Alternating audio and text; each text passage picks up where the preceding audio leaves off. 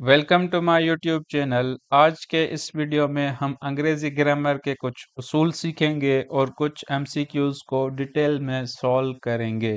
अगर आप किसी जॉब के लिए तैयारी कर रहे हैं and you are weak at English grammar, अगर आपके इंग्लिश पोर्शन में कम मार्क्स आते हैं तो ये वीडियो आपके लिए है।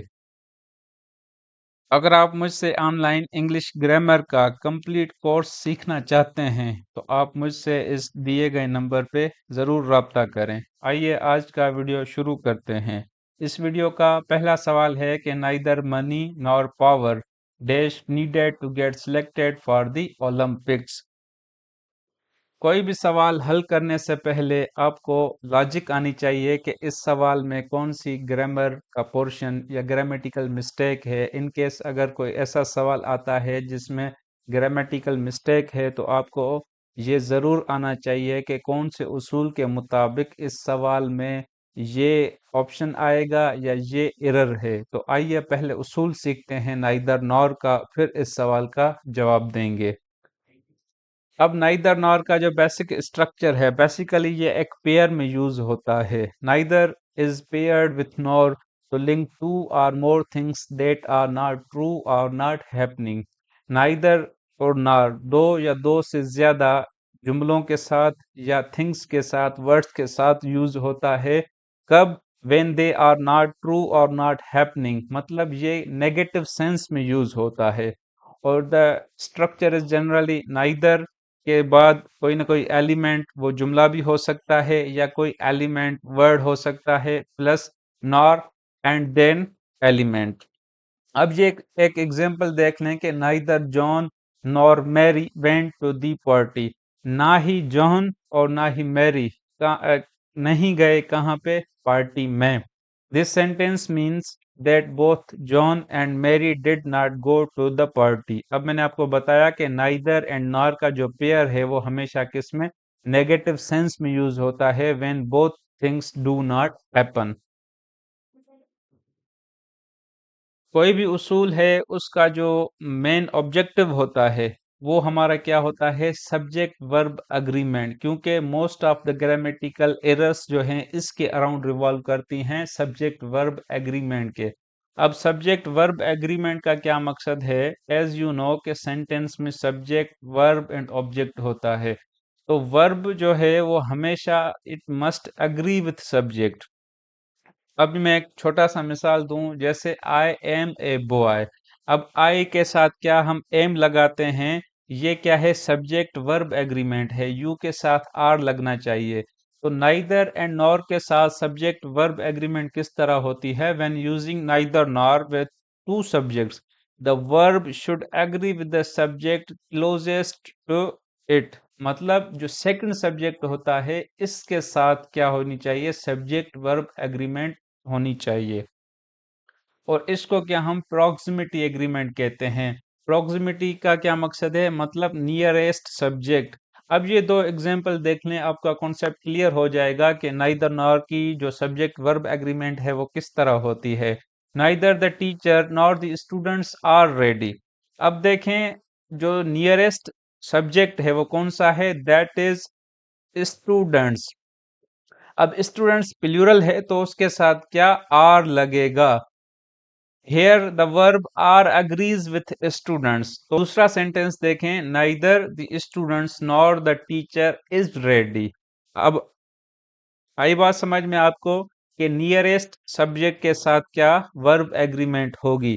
जब ये सेंटेंस इस तरह है कि neither the teacher nor the students, तो आर लगेगा। Neither the students nor the teacher is ready.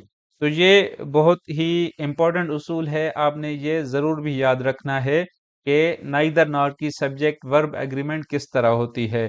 उसमें क्या होता है कि जो आपका क्लोजेस्ट सब्जेक्ट है उसके साथ सब्जेक्ट वर्ब एग्रीमेंट होती है। पॉइंट है कि the neither nor construction implies negation. ये आपको मैंने पढ़ाया कि नाइदर नॉर का जो पेयर है वो किसमें? नेगेशन, नेगेटिव सेंस में यूज होता है।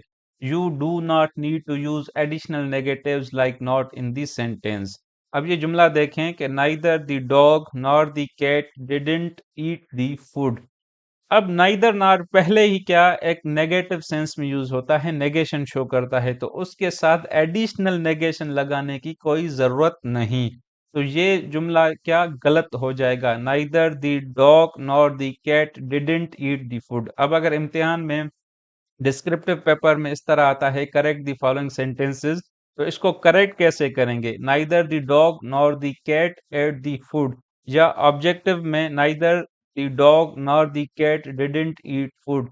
तो समटाइम्स ऑप्शंस में आता है कि गलती कहाँ पे है, तो गलती कहाँ पे है, डिडंट पे। ये क्या है, एडिशनल नेगेटिव है, तो ये क्या हो जाएगा, गलत हो जाएगा। इसका करेक्ट सेंस क्या होगा, neither the dog nor the cat ate the food.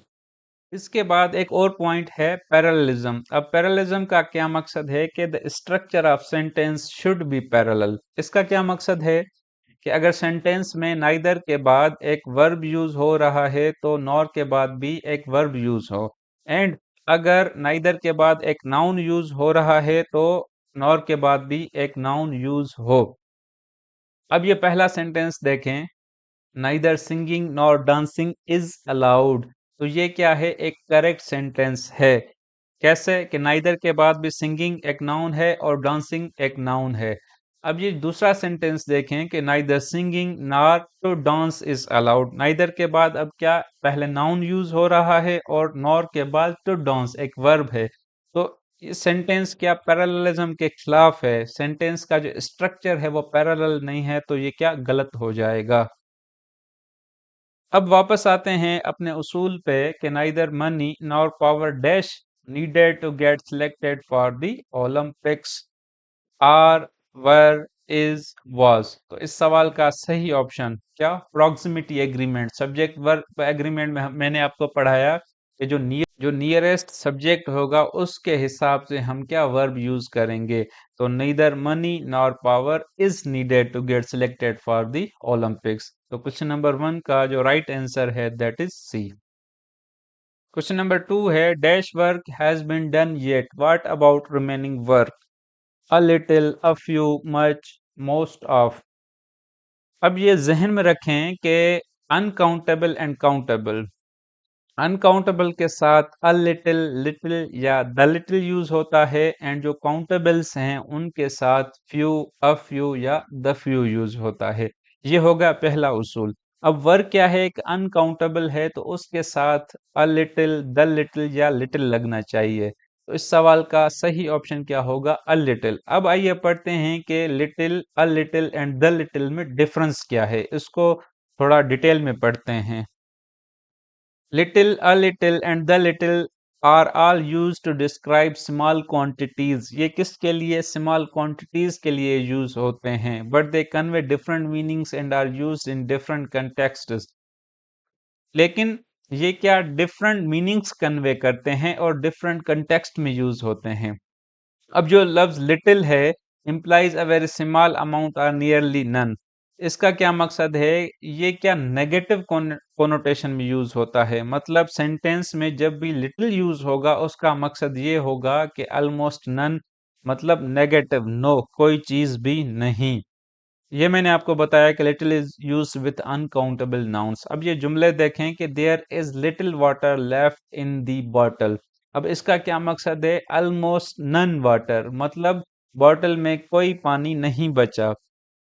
We had little hope of winning the competition, मतलब जिस भी सेंटेंस में लिटिल यूज हो उसका मकसद क्या होगा, almost none. We had little hope मतलब कंपटीशन जीतने की कोई भी होप नहीं है, मतलब there are almost no chances of winning the competition. And a little किसके लिए यूज होता है, इसका क्या मकसद है, समथिंग, कुछ ना कुछ।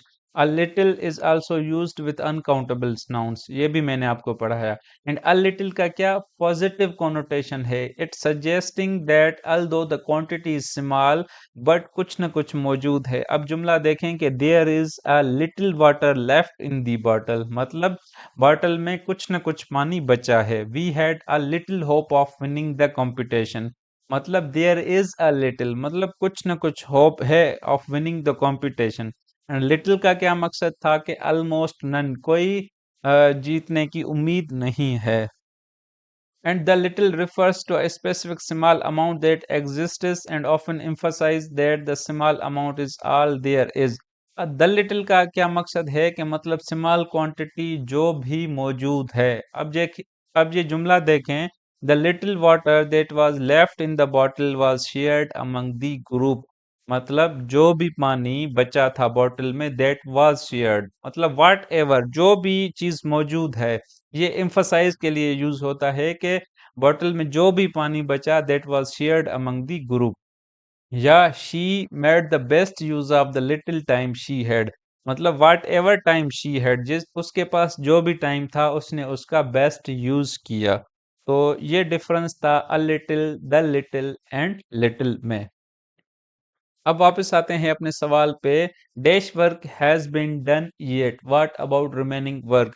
मतलब कुछ ना कुछ वर्क डन हुआ है, and what about remaining work. तो इस सवाल का सही ऑप्शन क्या होगा? A little. And a few क्यों नहीं यूज कर रहे हम? क्योंकि work is a uncountable noun, and a few किसके साथ? काउंटेबल्स के साथ यूज होता है। क्वेश्चन नंबर 3 है कि he has dash experience than his brother. अब एक चीज यूज कर लें कि इस सेंटेंस में क्या कंपैरेटिव डिग्री यूज होगी, कंपैरिजन यूज होगी। क्यों? क्योंकि इसका एक्सपीरियंस ज्यादा है। किसके साथ? इसके भाई के साथ कंपैरिजन होगी कि इसका एक्सपीरियंस इसके भाई से ज्यादा है। मैनी, मच, सम। तो इस सवाल का सही ऑप्शन क्या होगा? मोर। मैनी, मच, इनका जो कंपैरेटिव है दैट इज मोर। तो इस सवाल का सही ऑप्शन बी मोर होगा। क्वेश्चन नंबर 4 है कि cannon had dash unique qualities dash it was used widely in ancient times. अब कैनन क्या है? तोप। मतलब तोप में वो यूनिक क्वालिटीज थी जिसकी वजह से वो क्या एंशिएंट टाइम्स में यूज होता है। मतलब ऑप्शंस में से एक ऐसा पेयर हम चूज करेंगे जो क्या इंडिकेट करे काज एंड इफेक्ट। अब काज एंड इफेक्ट क्या है कि कैनन की क्या कुछ ना कुछ यूनिक क्वालिटीज हैं। अगर उसके पास कुछ ना कुछ यूनिक क्वालिटीज हैं तो उसका इफेक्ट क्या है कि वो वाइडली यूज हो रहा था किसमें? एंशिएंट टाइम्स में। तो इस सवाल का सही ऑप्शन है क्या? Such and that. Such and that क्या है? वो पेयर है जो काज एंड इफेक्ट के लिए यूज होता है। Cannon had such unique qualities that it was used widely in ancient times. Question number 5 है, is there a place anywhere I can find a delicious plate of salad. तो which is the adverb in the above sentence. Above sentence में एक adverb कौन सा है? You must know the definition of adverb. अब एक adverb क्या करता है? वो किसी वर्ब या किसी और एडवर्ब को मॉडिफाई करता है। अब आइए, जो इस सेंटेंस में ईच वर्ड है, हर एक लफ्ज को हम एट पार्ट्स ऑफ स्पीच की नजर से देखते हैं। इज क्या है? एक वर्ब। देयर, देयर अब इस सेंटेंस में क्या एक प्रोनाउन के तौर पे यूज हो रहा है। ए क्या है? ए क्या है? It is an article. Articles आपको पता है ए इन द, जो एज एन एडजेक्टिव यूज होते हैं। प्लेस एक नाउन है। एनीवेयर। अब इस सवाल का सही ऑप्शन है क्या? एनीवेयर। एनीवेयर एक एडवर्ब है जो किसको मॉडिफाई मॉडिफाई कर रहा है? फाइंड। फाइंड एक वर्ब है, उसको मॉडिफाई कर रहा है। I pronoun, can verb, a again क्या है? आर्टिकल है। डेलिशियस एडजेक्टिव है। प्लेट क्या है? आपका नाउन है। ऑफ प्रेपोजिशन है। एंड सैलेड क्या है आपका? Again noun. तो इस सवाल का सही ऑप्शन क्या होगा? एनीवेयर। क्वेश्चन नंबर 6 है, one word substitution, a person who shows a great और excessive fondness for one's wife. ऐसा शख्स जिसको क्या एक्सेसिव फॉन्डनेस हो, लव हो किसके लिए? अपनी वाइफ के लिए। तो उसको क्या कहते हैं? ऑप्शन ए है एफिमिनेट। अब एफिमिनेट क्या है? having characteristics and ways of behaving traditionally associated with women and regarded as inappropriate for a man। ऐसा शख्स जिसमें ट्रेडिशनली वो क्वालिटीज हों जो एक लड़की या औरत के साथ एसोसिएटेड होती हैं, जो इनअप्रोप्रिएट फॉर एक आदमी के लिए गैर मौजू हो, तो उसको हम क्या कहते हैं? अनमैनली, एफिमिनेट। ऑप्शन बी है अक्सोरियस। UXORIOUS। तो इस सवाल का सही ऑप्शन है बी, अक्सोरियस। एंड ऑप्शन सी है कोकेट। अब कोकेट का क्या मकसद है? ऐसी औरत जो मर्द के साथ क्या फ्लर्ट करे, उसके साथ बातें करे, उसकी दिल जीतने के लिए, या उसकी एडमिरेशन मतलब ताकि वो उसकी तारीफ करे। एंड क्वेश्चन नंबर डी है सोमनाब्यूलिस्ट। अब ये क्या होता है? अ पर्सन हु स्लीप वॉक्स, ऐसा शख्स जो सोते हुए वॉक करे, बोले, तो हम उसको क्या कहते हैं? सोमनाब्यूलिस्ट। क्वेश्चन नंबर 7 है one word substitution, a group of followers hire to applaud at a performance. Option A है क्लिक। अब क्लिक इसका सही ऑप्शन है। Click a group of followers मतलब ऐसे शख्स जिनको हम किराए पे लें ताकि वो किसी परफॉर्मेंस में क्या करें? तालियां बजाएं या तारीफें करें, अपलॉड करें। अब दूसरे ऑप्शंस को देखते हैं। ऑप्शन बी है होर्ड। होर्ड किसे कहते हैं? अ लार्ज ग्रुप और क्राउड। जो लार्ज क्राउड या ग्रुप लोगों का जत्था हो उसको हम क्या कहते हैं? होर्ड। ऑप्शन सी है कॉर्टेज। कॉर्टेज कहते हैं a solemn procession specially for a funeral. मतलब जो एक गैदरिंग होती है, एक जलसा होता है, उसको हम क्या कहते हैं? कॉर्टेज। एंड ऑप्शन डी है ब्रूड। ब्रूड क्या है? A family of young animals specially birds, जो एक साथ एक हैचिंग में प्रोड्यूस होते हैं, उसको हम क्या कहते हैं? ब्रूड। क्वेश्चन नंबर 8 है कि identify the active voice sentence. अब एज यू नो कि एक्टिव हम किसे कहते हैं? When the subject is active. The carpenter is building the desk. इस सवाल का सही ऑप्शन है बी। एंड ऑप्शन ए, बकी इज हेल्प्ड बाय स्टीव। अब ये क्या है? पैसिव है। Question number C, the boy was being beaten by his teacher. ये भी क्या है? Passive form of the verb है। तो इस सवाल का सही ऑप्शन क्या होगा? बी। क्वेश्चन नंबर 9 है choose the meaning of the idiomatic phrase to take no prisoners. Option A है thorough and ruthless. Option B है living no stone unturned. C kind hearted. D working hard and meticulously. अब ये जो phrase है idiomatic phrase to take no prisoners, इसका क्या मकसद है? टू रुथलेसली अग्रेसिव और uncompromising in the pursuit of one's objectives. मतलब ऐसा शख्स जो क्या हो? रुथलेस हो, बेरहम हो, अनकम्प्रोमाइज हो, फॉरवर्ड मतलब वो अपने गोल्स को अचीव करने में बिल्कुल नो कंप्रोमाइज कर रहा हो, तो उसको idiomatic phrase to take no prisoners. तो इस सवाल का सही ऑप्शन है क्या? A, thorough and ruthless. Question number 10 है एस्ट्यू मोस्ट नियरली मीन्स। अब ये एक लफ्ज है, उसका सिनोनिम क्या है? मतलब इन लफ्जों में से जो नियरली मीनिंग है कौन सी मैच हो रही है?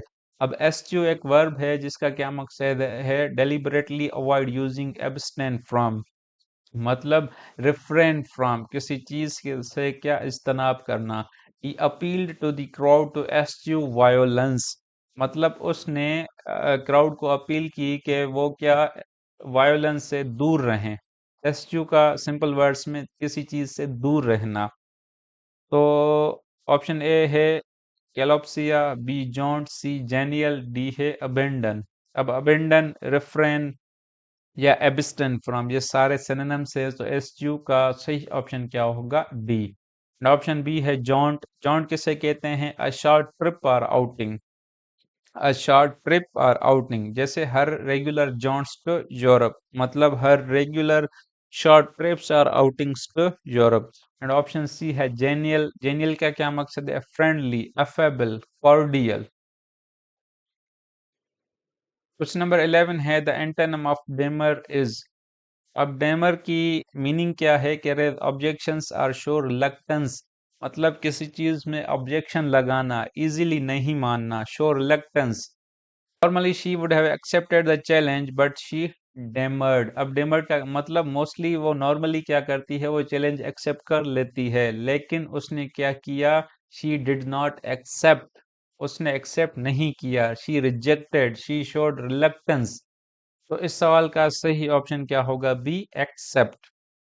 अब ऑप्शन ए है काजोल। काजोल का क्या मकसद है? Persuade someone to do something by sustained coaxing और फ्लैटरिंग। मतलब किसी शख्स को परसुएड करना, उसको किसी काम के लिए आमादा करना। ऑप्शन डी है बून। बून का क्या मकसद है? समथिंग बेनिफिशियल और helpful. And option C irritated, आपको पता है इरिटेटेड की मीनिंग क्या है। क्वेश्चन नंबर 12 है कैकोफोनी मोस्ट नियरली मीन्स। अब कैकोफोनी का क्या मकसद है? A harsh discordant mixture of sounds, मतलब मिक्सचर ऑफ साउंड्स, बहुत powerful sounds. Cacophony of deafening alarm bells. तो इस सवाल का सही ऑप्शन क्या होगा? बी दिन। दिन का भी यही मकसद है, ए loud unpleasant and prolonged noise. अब ऑप्शन डी है words that sound the same but have different meanings and spellings. ऐसे अल्फाज जिनकी साउंड्स तो सेम है लेकिन उनकी मीनिंग्स एंड स्पेलिंग्स डिफरेंट हैं, तो हम उनको क्या कहते हैं? They are known as homophones. Very important. जैसे ये लफ्ज देख लें, प्लान, PLAIN एंड PLANE। इनकी जो साउंडिंग है वो तो सेम है लेकिन उनकी स्पेलिंग भी डिफरेंट है और उनकी मीनिंग्स भी डिफरेंट हैं, तो ऐसे वर्ड्स को हम क्या होमोफोन्स कहते हैं। क्वेश्चन नंबर 13 है ऑब्ट्यूज मोस्ट नियरली मीन्स। अब ऑब्ट्यूज क्या है? स्टूपिड, डल, इनसेंसिटिव। तो इस सवाल का सही ऑप्शन क्या होगा? डी। और ऑब्ट्यूज मैथमेटिक्स में भी यूज होता है, उसकी क्या मीनिंग है? If you know please right in the comment box.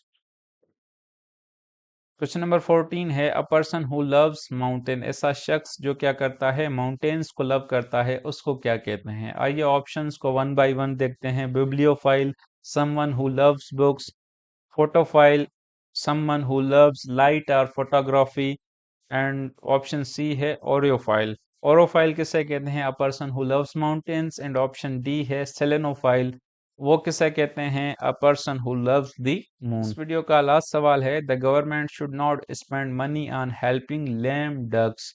Here lame ducks means, lame ducks का क्या मकसद है? अनसक्सेसफुल, मतलब गवर्नमेंट को चाहिए कि वो अनसक्सेसफुल प्रोजेक्ट्स पे मनी जो है स्पेंड ना करे, पैसा खर्च ना करे। So this is the end of video. I hope you really enjoyed watching this video. मैं उम्मीद करता हूँ कि इस वीडियो ने आपकी नॉलेज में इजाफा किया। अगर ऐसा है तो इस चैनल को सब्सक्राइब करें और दोस्तों के साथ ज़रूर शेयर करें। अल्लाह हाफिज़।